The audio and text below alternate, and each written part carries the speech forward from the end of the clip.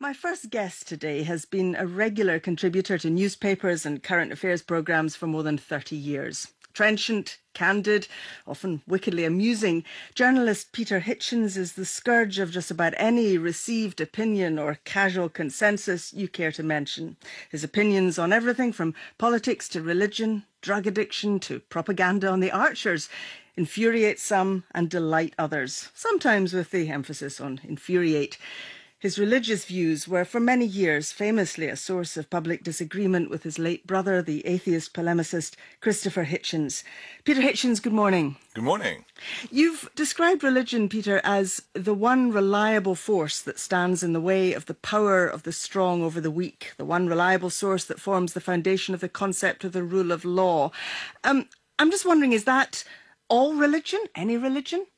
Well, it's certainly the Christian religion, which is the one which I'm mainly concerned with. I don't really have a long theological discussion, partly because I'm not terribly interested, partly because I don't think that's what anybody wants to hear. But I think the general force of a belief in a creator is to make us realize that there is something which stands above human power and above human desire, which restrains those things, which is within us, and which is actually the only source of the concept that there is a force above power and above strength and above the fundamental concept of unreligious life, which is that might is right and greed is good.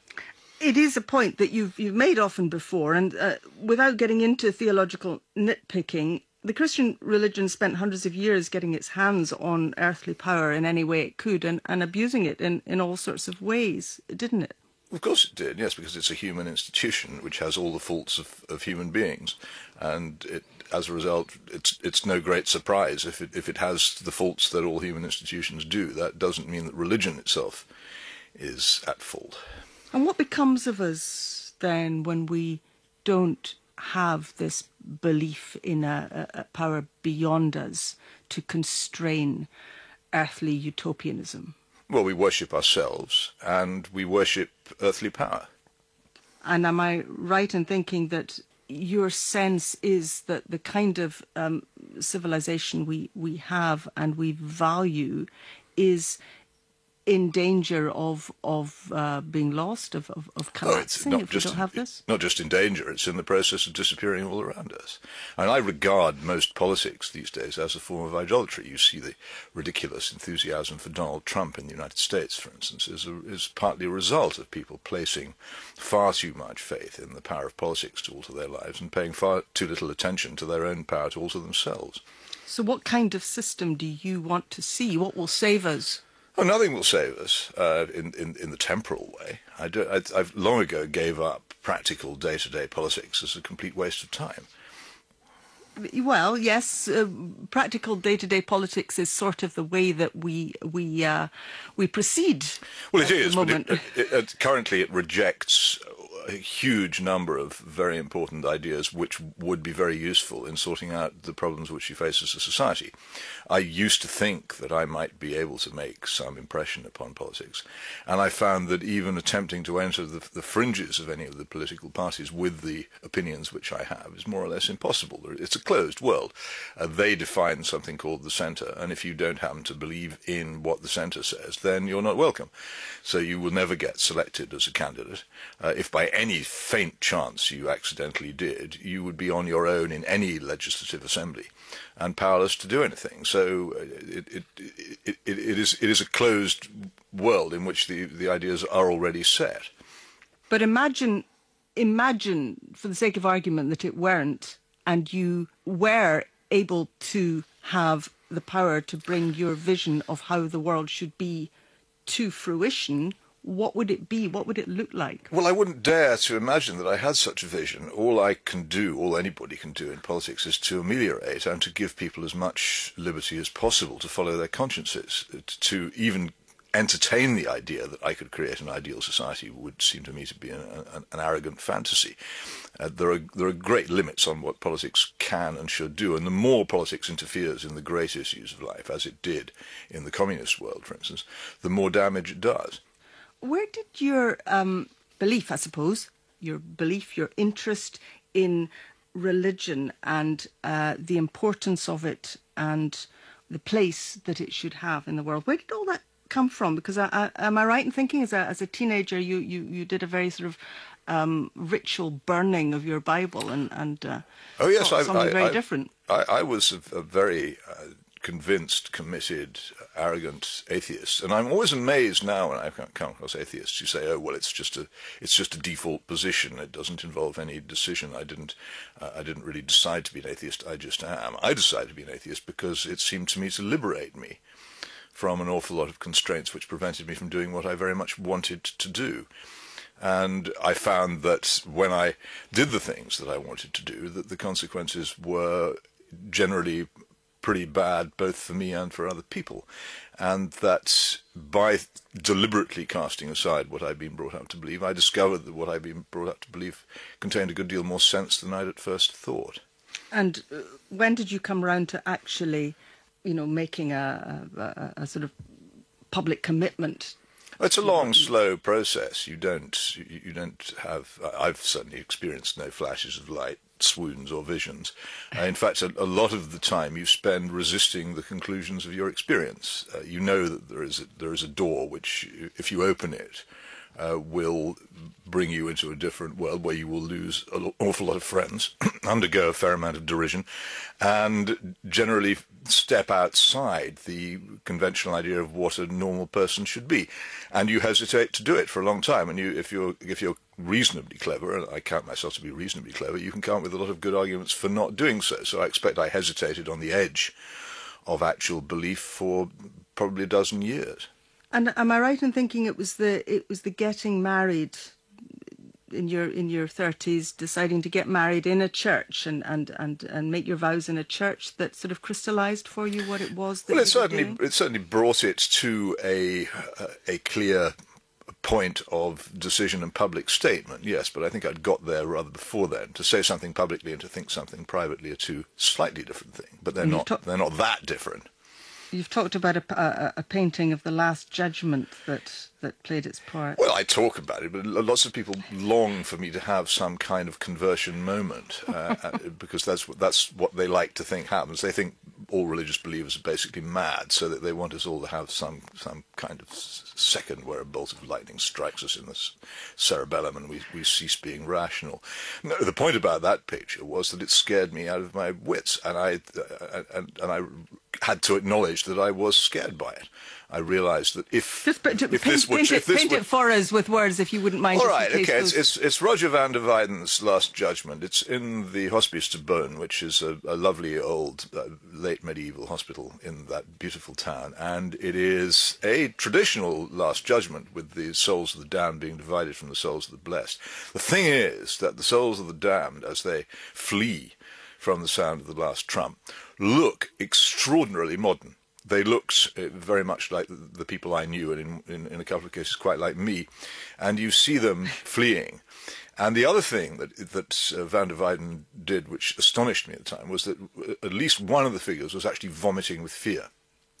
And this was so graphic and seemed to me to be drawn from some actual truth of observation that it went right in, and I couldn't ignore it. I thought, good heavens, this thing is still doing the job that it was painted for hundreds of years afterwards. And I went away. I'd wandered in after a very nice lunch of the kind which you can get in that part of Burgundy, and feeling pretty complacent and that warm vinous glow that you have. And suddenly I felt a little chilly. Are you still afraid of the alternative? Oh, very much so. Yes, I think that one has to recognise that if one desires justice in the universe for others, then one has to desire and accept it for oneself. And if there is justice, then, good heavens, I've done an awful lot of things to deserve some fairly severe treatment. I wonder what effect you think that the loss of fear, which for centuries drove people's Christian faith, didn't it? But possibly not fear alone, but it played a very large part. What do you think the loss of fear has done to the modern mind? Oh, I think all the fear is concentrated in a very short time at the ends of our lives. We push death to the margins of life completely, and therefore we push the fear of what might come afterwards to the margins as well, and simply don't think about it or consider it. Can I ask you this? I mean, I'm sensing a bit of a reluctance to talk about the details of your faith, but Well, I don't particularly want to talk about it. No, but I'll answer reasonable questions. Okay, here's a reasonable question. Not beyond a certain point. What is it you believe? What's the core belief of the Christianity that you espouse and that came to matter so much to you? Okay, so first of all, this is independent of whether my belief is Christian or not. First of all, I believe that the universe is a designed and orderly place with a purpose. Secondly, I think that the Christian Gospels give us the best clue to what that purpose might be that we've ever been given, in a rather convincing and poetic way. And that the main task which we have in life is to try and conform ourselves to that idea of goodness as far as possible, and to obtain as much power over ourselves to reform ourselves that we can, but obviously we will fail. And that the concept of divine grace and the possibility of forgiveness are vital, especially if, like me and like many other people, you've done things for which there really can't conceivably be any forgiveness on this planet. You're not, I think it's fair to say, one of life's natural optimists. Good heavens, no! Optimism is a road to misery, and optimists must be the most unhappy people on the face of the earth. If you want Are you pessimistic about everything? Yes, of course. It's a terrifically good guide to life, and when you're wrong, then you're pleasantly surprised. What could possibly be wrong with that? No, but you see, you're not pessimistic about everything. I mean, for instance, you're keen on marriage. That's something positive. It's not positive, but it's not optimistic. The institution of marriage, like the American Bill of Rights, is based on the idea that people who aren't governed by fairly strong rules will misbehave. It's fundamentally pessimistic in nature. That's why the Bill of Rights, and indeed our Bill of Rights too, are such wonderful documents, because they're based on a sensible pessimism about how people will behave if they're not restrained. What about Christian hope? That's something that Christians are usually comfortable with. I know it's not the same as optimism, but that's hope in the eternal. It's not hope in the temporal. Oh, that's a cop-out. It's not. It's absolutely not. Of course it is. Eternal hope of what, though? Eternal hope, first of all, that there is justice in the universe, which is what I most fundamentally desire, and that this life is not all that there is. Beyond that, it's speculation, isn't it? But those are the things I hope for. Listen, we've got more talking to do, Peter. Thank you very much. This is most exhilarating. You're listening to Sunday Morning with me, Sally Magnuson. My guest is author and journalist Peter Hitchens. Peter, you've chosen some music for us, which we're going to hear at this juncture. It's Farewell, Farewell by Fairport Convention, featuring Sandy Denny. Why this one? It speaks to a certain moment in my life when because it refers very strongly, I think, to the terrible crash in which the Fairport Convention were involved in early 1969. And oddly enough, in the same year, I was involved in a very bad motor accident. And for me, it was a sort of end of the cheerful, sunny, blue day of the 1960s. And I think listening to it now reminds me very much of that sensation, and of a turning point in my life that is rather beautifully reflected, I think.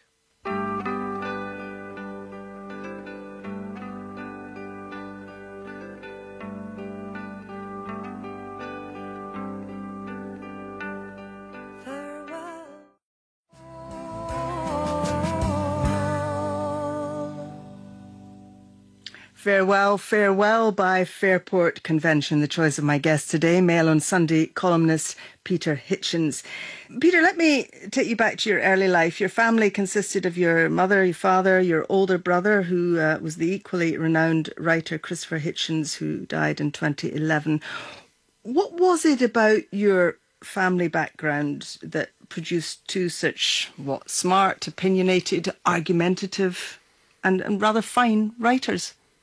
Well, thank you for saying so. Just lucky, I guess. I don't know. I'm not an expert on how these things happen, honestly. where it all came from and the hereditary mixture and everything else. It's a strange life growing up as we did in, as I say, to begin with, in a naval family. My father was beached after the Suez Crisis, as so many career naval officers were after 30 years, most of it at sea. And so we were dumped a bit after that. But we were moving around a lot. We spent a lot of time at boarding schools, and when not at boarding schools, leading a almost feral life. I don't really remember having anybody much at home looking after me when I was at home. School was pretty constrained, but as soon as I got home, it was just out in the road, out in the street, left to my own devices. Perhaps an awful lot of chance to exercise the imagination. I don't know. I mean, it wasn't especially bookish household, or one where you had debates around the dinner table. Not particularly bookish, no. There were books, more books, less television, less electronics than there would have been now, which is just an advantage which we had, but not especially. I read a fair bit. I liked to do it. It was a good place into which to escape, and I've always found it so. What were your parents like? Well, do you know what? I don't really know, because they were absent for so much of the time.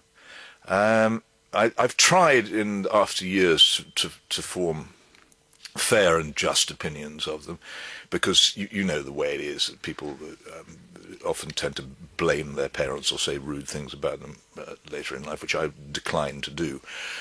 My father was the child of a very constrained household. His father was a teacher who had come up from the very grim back streets of Portsmouth, and a very forceful person. I still remember him stomping round his house, which was a museum of the Edwardian era, with a kettle singing on the hob and pictures of Lady Bountiful on the wall and a mangle in the shed.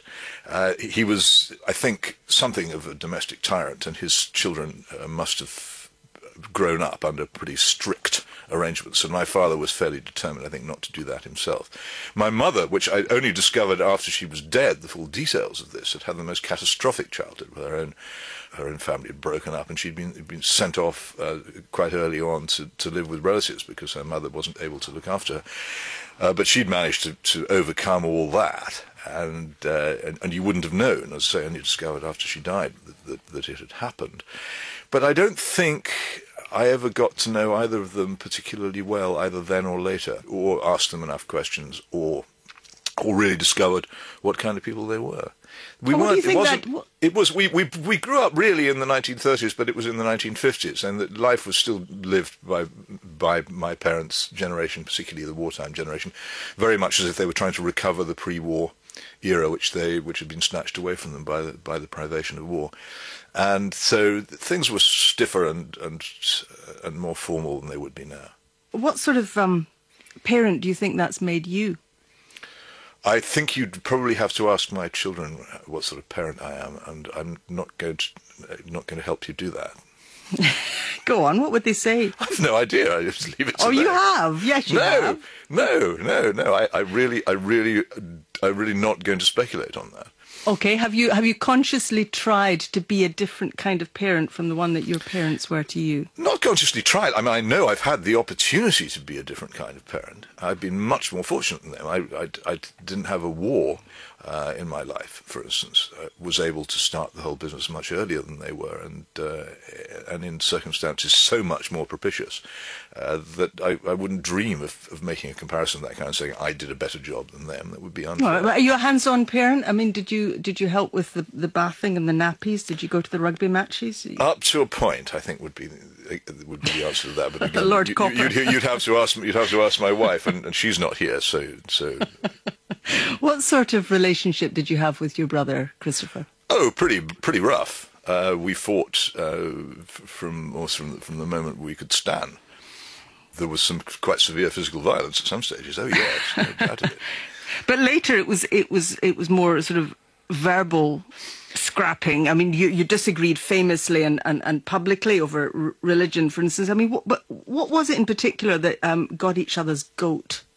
Oh, I think what got each other's goat was that we both occupied the same space in the same house, and I think he has said, he's much more Freudian than I am, that he felt that the classic first child's resentment at the arrival of another child. He claims to have undone the brake on my pram at the top of a steep slope in the hope of doing away with me at an early age. He may well be telling the truth.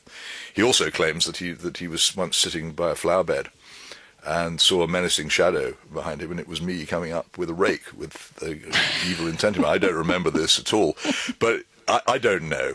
But I actually, after we'd left home, we didn't actually have very much to do with each other. Fascinating thing, for some bizarre reason, the FBI kept a record of his home addresses, which was published a few years ago. And one of the addresses he had in London, I didn't even recognise. I didn't even know he lived there, which demonstrates how little contact we must have had with each other by that time.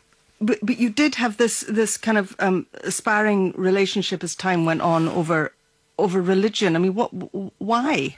Well, I think why? Because people asked us to. Really, there was a famous, ghastly debate in Grand Rapids, Michigan, which I was invited to do by one of those outfits that organises these things, and I actually hadn't realised at the stage that Christopher had become a sort of rock star in the atheist world in America. So I turned up in Grand Rapids thinking we'd have a friendly little debate in front of 100 people, and found myself in this enormous Unitarian church with an audience of 1,000 people, all of whom hated me, not because they actually knew who I was, but because they really wanted to hear Christopher and were not at all interested in what I had to say at all. He'd attained this stardom, but it wasn't. Other people saw an opportunity to bring us together, and we were perfectly willing to have a go. Simply out of a sense of fun and why not? But I don't think either of us were going around asking people to arrange debates. There was another debate which we had over my book, The Abolition of Britain in London, which was much more fun and much more satisfactory because most of the people in the room knew us both, and so we were able to use humour a lot more than you can in a room where most people don't know you. And beyond that, it wasn't that you, as it were, disliked each other, or was it? I don't think so, no. I just think we lived separate lives. Although we were both in the same approximate trade, and in one ridiculous moment we both ended up on the Daily Express pretty much in the same week, we really didn't actually do the same thing very much. When your brother died in 2011 in a Texas hospital, you wrote afterwards that you'd parted on good terms. Is that important to you? Oh, very, yes. Why? Well, wouldn't you be terribly haunted if you'd been on bad terms with somebody and they died, particularly somebody that close to you, and they died without your having the opportunity to say at least some friendly words before going? Did the fact that your brother died an atheist pain you in any way? Bearing in mind what you've talked to me about your feelings about what happens after death, or your fear, did it affect you in ways that perhaps had nothing to do with debating points? No, I don't think so. My conception of divine mercy is not one which says that because someone hasn't filled in the right form or worn the right badge, that everything's lost.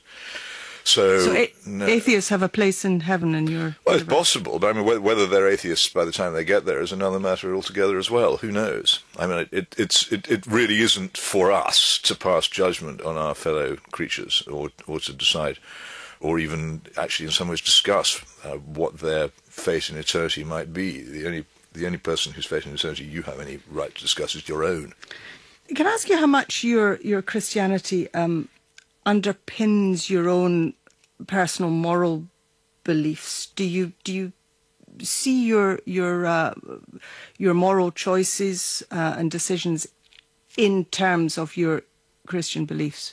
Well, I try to, but obviously I very frequently fail to do so, and half of the problem is re-examining, say, a week of one's life, and to work out the many occasions when you've managed to do something you shouldn't have done, and to persuade yourself at the time that it was the right thing to do, which we do all the time.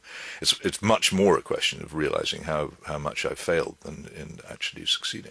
And to what extent do you relate them to... I hesitate to say politics, because you'll tell me how much you dislike politics, but the public way in which we order our society? In other words, should biblical tenets be translated into social policy?